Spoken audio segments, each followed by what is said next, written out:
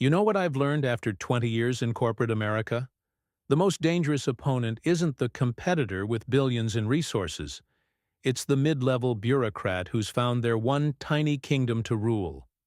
Give someone a clipboard and a laminated badge, and suddenly they're enforcing rules like their salvation depends on it. I never expected to become the neighborhood rebel.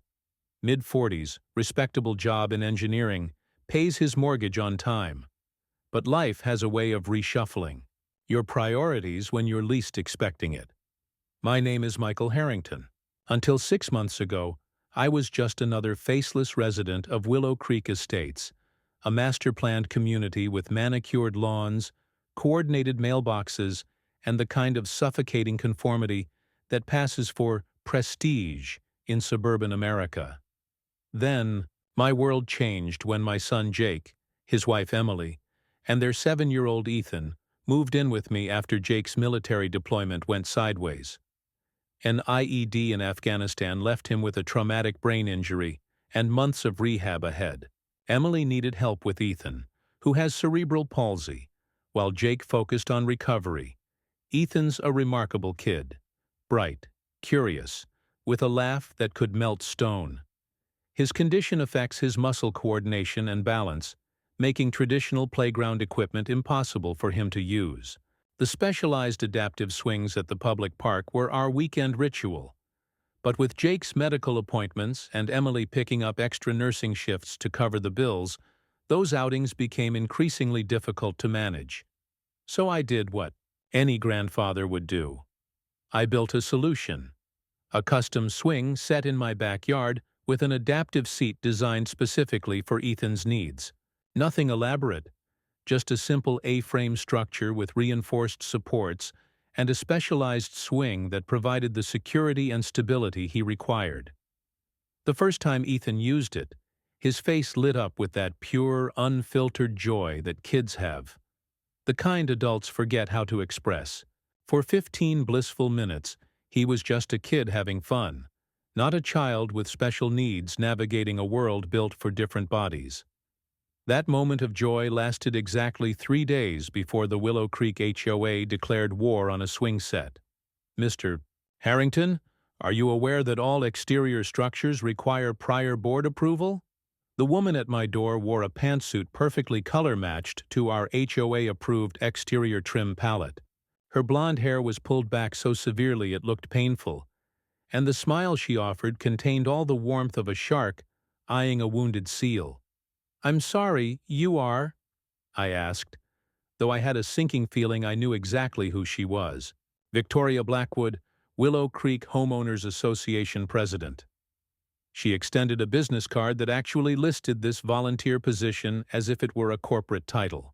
"We've received complaints about an unauthorized structure in your backyard." "It's a swing set for my grandson," I explained. "He has cerebral palsy. The swing is specially designed for his needs." A flicker of something, perhaps genuine empathy, crossed her face, quickly replaced by bureaucratic resolve. "While I sympathize with your situation, our covenant explicitly prohibits recreational equipment visible from the street or neighboring properties. Section 14.2 specifically addresses playground equipment." "It's not visible from the street," I pointed out, "and my neighbors haven't complained." Nevertheless, a complaint has been filed. Her gaze shifted slightly, and I noticed a second woman hanging back near the street.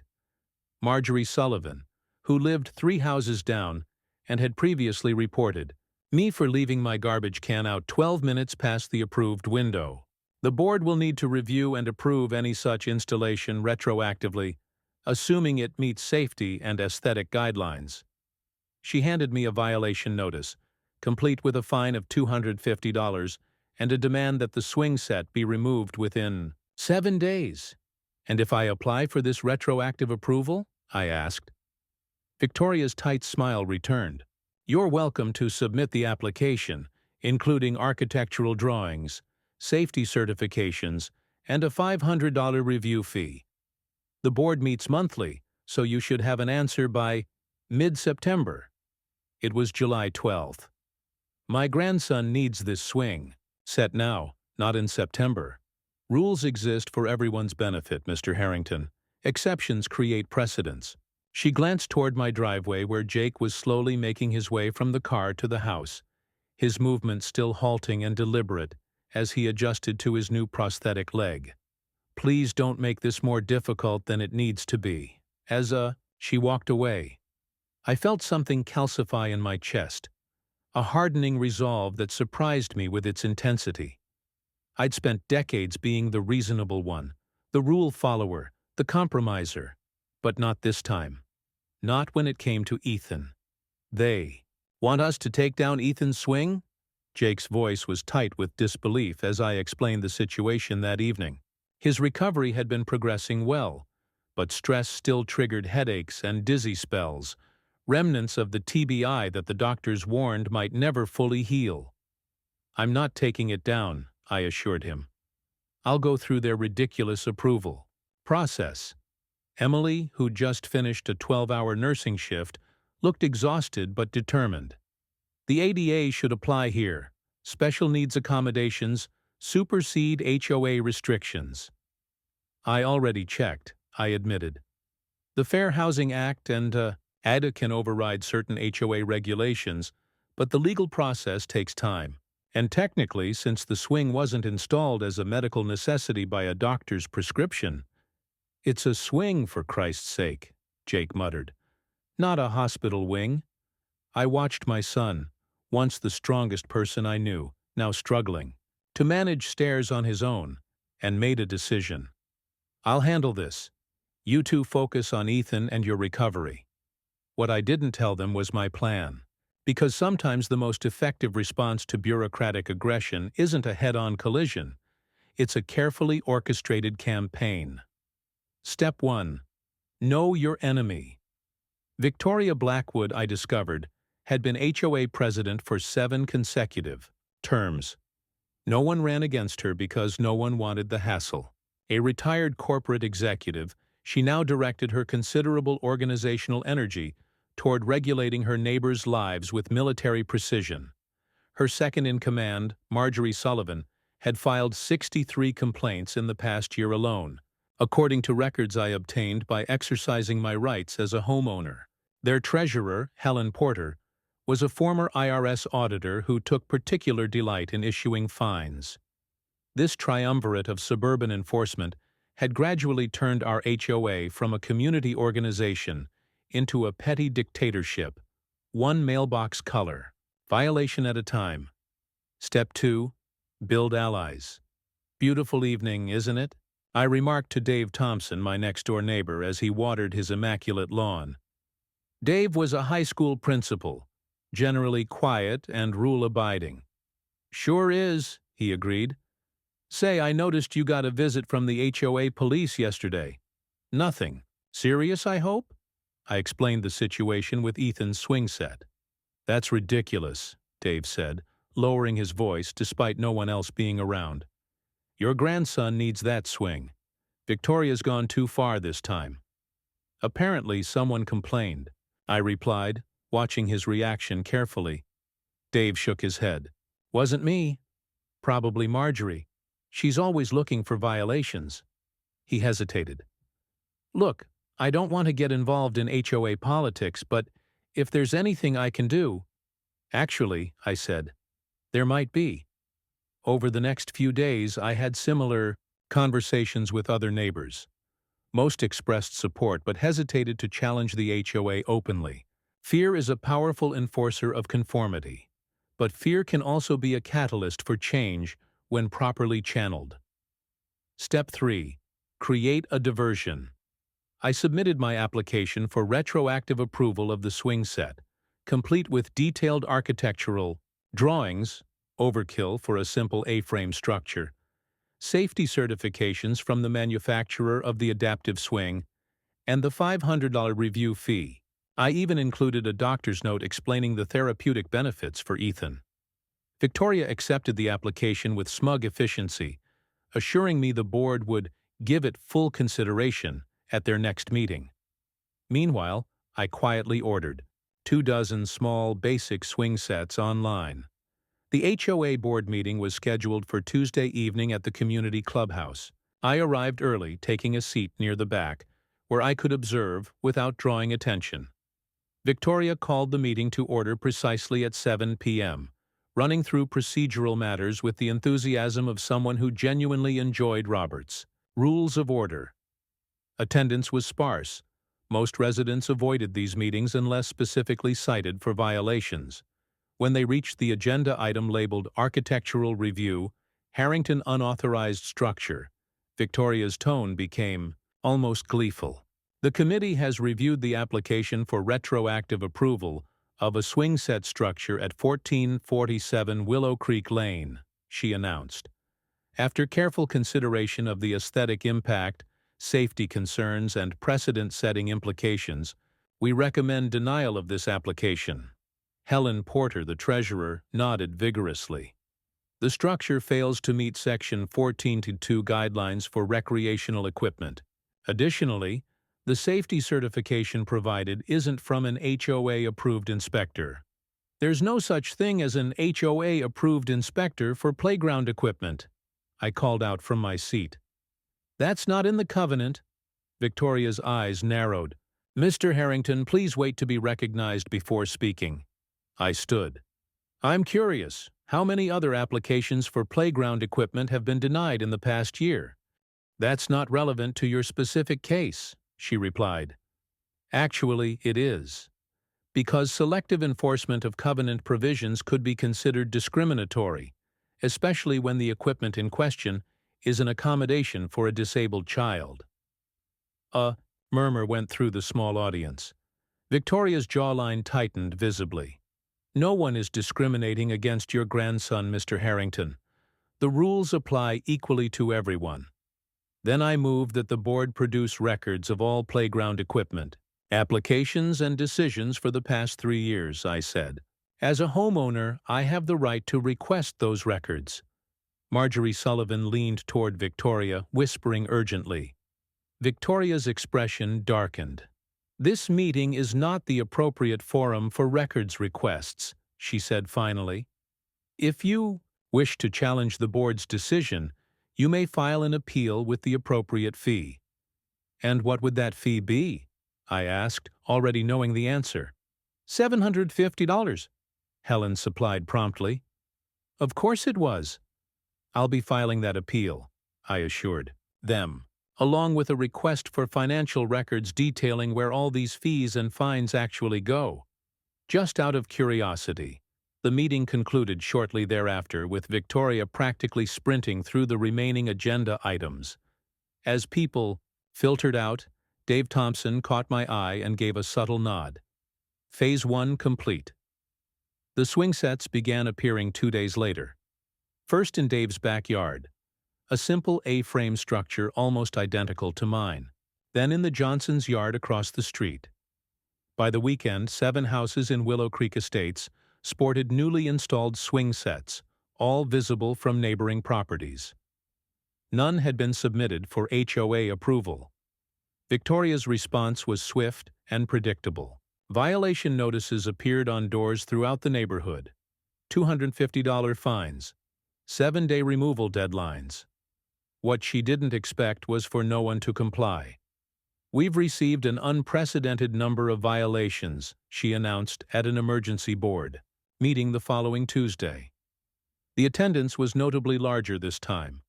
I want to make it clear that the board will enforce the covenant without exception. Fines will double after the compliance deadline. Why exactly are swing sets prohibited? Asked Sarah Miller, a young mother I'd never seen at a meeting before. My kids love ours. It's not hurting anyone. The aesthetic uniformity of our community is what maintains property values, Victoria explained with the patience of someone talking to a particularly slow child. Playground equipment creates visual clutter and potential liability issues. So do the board members' lawn gnomes, called someone from the back. But those seem to be allowed. Victoria's face flushed. Decorative garden features under 24 inches are permitted in Section 16.3. My swing set identifies as a decorative garden feature, Sarah replied to scattered laughter. This isn't a joke, Victoria snapped. Continued non-compliance will result in liens against properties and possible legal action. The atmosphere in the room shifted palpably. Threats of legal action were no longer abstract when directed at multiple homeowners simultaneously. I stood. Before the board pursues that route, I'd like to introduce someone. All eyes turned to the door, where my father-in-law, Robert Sullivan, entered. At 78, he still carried himself with the straight-backed posture of the Marine Corps general he'd been before retirement. His presence commanded immediate attention. This is Major General Robert Sullivan, U.S. Marine Corps, retired, I announced. He's also Ethan's great-grandfather and a resident of this county. General Sullivan would like to address the board regarding the swing set issue. Victoria looked like she'd swallowed something unpleasant. We don't typically allow non-residents to speak at board meetings. I believe you'll want to make an exception, Robert said, his voice carrying the quiet authority of someone accustomed to being obeyed, particularly since I've just come from a rather interesting lunch with Senator James Mitchell, who was quite concerned to hear about potential violations of the Americans with Disabilities Act occurring in his district. The room went silent. Senator Mitchell was not only our state's senior senator, but also the ranking member of the committee that oversaw housing regulations. Robert continued, "The senator asked me to inform you that his office will be taking a particular interest in how this situation resolves, as will several media outlets with whom his press secretary has already been in contact." Victoria's face had gone from flushed to ashen. "There's been a misunderstanding. We're simply enforcing established guidelines, which appear to be in direct conflict with federal law when applied to accommodations for disabled individuals," Robert finished for her. "The senator's legal team would be happy to provide clarification on this point. They've prepared a detailed brief." He placed a thick document folder on the table in front of Victoria. "This situation can proceed one of two ways," Robert continued, calmly. "Either the board can immediately approve the necessary accommodation for my great-grandson and review its policies regarding recreational equipment in general, or this can become a test case for HOA overreach that will likely attract national attention." He smiled thinly. "Senator Mitchell is up for re-election and has been looking for bipartisan issues to champion." The room erupted in murmurs. Victoria huddled with Marjorie and Helen, their urgent whispers audible even from where I stood. After several minutes, Victoria straightened and addressed the room with a smile that looked physically painful to maintain. "The board has reconsidered the Harrington application in light of new information," she announced. "Approval is granted, effective immediately. Additionally, we will be forming a committee to review and update our policies regarding recreational equipment and accessibility accommodations." It was a complete surrender packaged as a strategic retreat. Classic military tactic. As the meeting disbanded, Robert clapped a hand on my shoulder. "Well played, son. Sometimes you need to bring in the artillery to make the point." I smiled, but the victory felt incomplete. Because while Ethan's swing set was safe, Victoria and her enforcement squad were still in power, still capable of making life difficult for everyone else who'd stood with us. There was one more phase to execute. 3 weeks later, at the regular monthly meeting, I arrived with a folder of my own. Attendance had swelled to unprecedented numbers. Almost 60 residents filled the clubhouse meeting room, many standing along the walls. Word had spread about the swing set rebellion and its successful outcome. Victoria called the meeting to order with noticeable reluctance. The energy in the room was different. The fear was gone, replaced by something more dangerous to autocrats: confidence. When she reached new business, I raised my hand. "The chair recognizes Mr. Harrington," she said, unable to ignore me with so many witnesses. I approached the front. "I'd like to propose an emergency board election." Victoria's practiced smile faltered. "Board elections are held annually in November, as specified in the bylaws. Section 7.3 of those same bylaws allows for special elections when petitioned." By 20% of homeowners, I replied, opening my folder. I have signatures from 35%. I placed the stack of signed petitions on the table. Each signature represented a conversation, a shared grievance, a promise of a different approach to community governance. These signatures haven't been verified, Helen protested. They will be, I assured her, along with an audit of the HOA's financial records for the past 5 years. The room went very quiet. That's highly irregular, Victoria managed. So is the board's practice of depositing violation fines into a separate account accessible only to the three of you, I replied, pulling another document from my folder. This bank statement was included in the materials Robert Sullivan obtained through his connections. The statement showed transfers of thousands of dollars from the HOA's main account to a secondary account with only 3 signatories: Victoria, Marjorie, and Helen. Those funds are allocated for special projects, Helen said quickly. Everything is accounted for. Wonderful, I smiled. Then you won't mind providing those accounts to the homeowners you represent. Tonight, I'm officially requesting those records on behalf of the 35% of residents who've signed this petition. Victoria's face had gone from ashen to green. This meeting is adjourned, she announced, standing abruptly. No, it isn't, called Dave Thompson from his seat. According to the bylaws, a meeting can only be adjourned by majority vote if there's still business on the agenda. Dave, it turned out, had been studying those bylaws very carefully. All in favor of continuing the meeting? He asked the room. Nearly every hand went up. What followed was the most productively chaotic 2 hours in Willow Creek Estate's history. The assembled homeowners voted to schedule a special election for the following month, freeze all violation enforcement until the new board was seated, commission an independent audit of the HOA's finances, immediately rescind all swing set violation. Notice as Victoria, Marjorie, and Helen departed halfway through, claiming the proceedings were unauthorized and procedurally invalid. No one seemed particularly concerned by their absence. As the meeting finally wound down, neighbors who had previously never spoken to each other were exchanging phone numbers and making plans for a community potluck. The atmosphere was something I hadn't felt since moving to Willow Creek. Genuine community. Sarah Miller approached me as I gathered my documents. I'm nominating you for board president, she said. You started this whole thing. I shook my head. I'm not interested in running the HOA.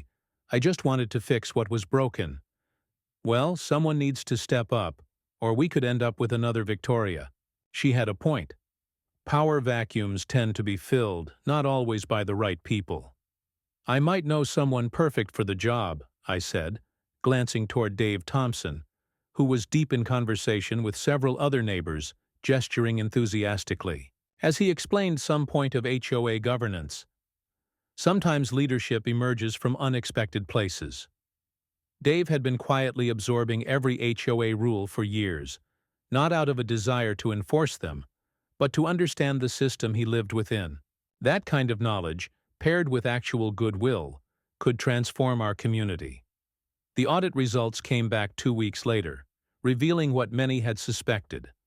Over $175,000 in fines and fees had been diverted to unauthorized, discretionary spending, including Victoria's business trips to HOA conferences in Hawaii and Las Vegas. The special election drew a record turnout.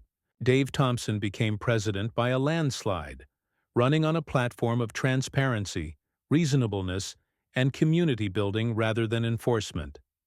Victoria, Marjorie, and Helen did not attend.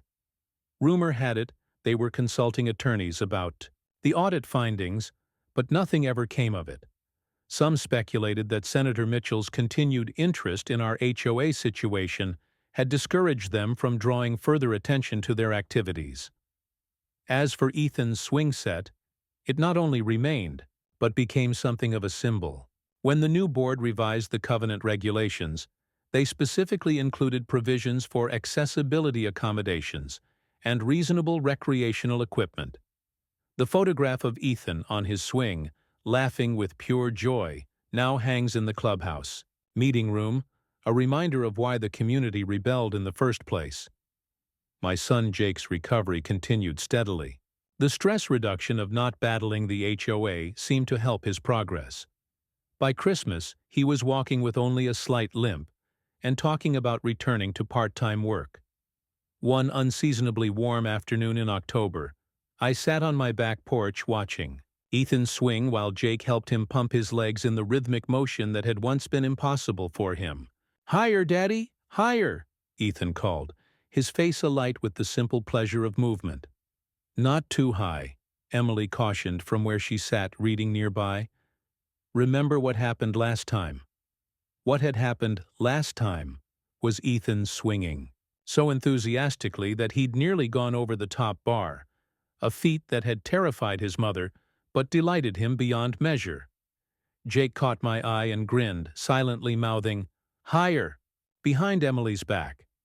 Some rules, it seems, are made to be selectively enforced. A movement at the fence line caught my attention. Dave Thompson was waving from his yard, where his own newly installed swing set stood. "Board meeting tonight," he called. "We're voting on the new basketball hoop guidelines.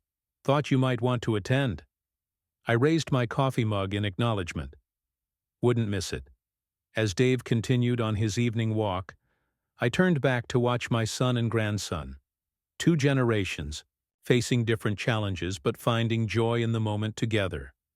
All because of a simple swing set that became an unlikely catalyst for change. Sometimes the smallest structures support the greatest weight. A swing set holds a child's dreams. A community holds its members through their struggles. And occasionally, when the system fails, it falls to ordinary people to build something better in its place. That's what happened in Willow Creek Estates. Not a war exactly, though we still jokingly call it the Great Swing Set Rebellion. More of a necessary reconstruction. I took another sip of coffee, letting the autumn sun warm my face as Ethan's laughter filled the air. Some victories aren't measured in defeated opponents, but in the joy they make possible afterward.